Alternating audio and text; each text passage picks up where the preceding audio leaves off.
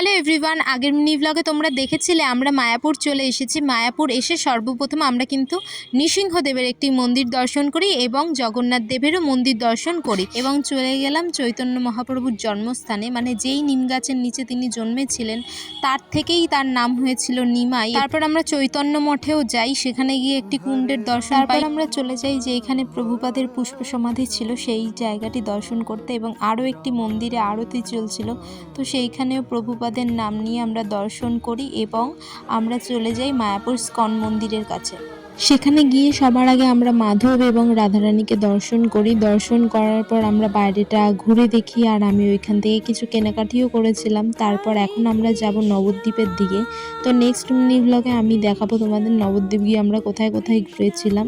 তো আজকের মতো মিনি ব্লগটা এ পর্যন্তই। সকলে ভালো থেকো, সুস্থ থেকো, দেখা হবে আরেকটা নতুন মিনি ব্লগে। ততক্ষণের জন্য টাটা।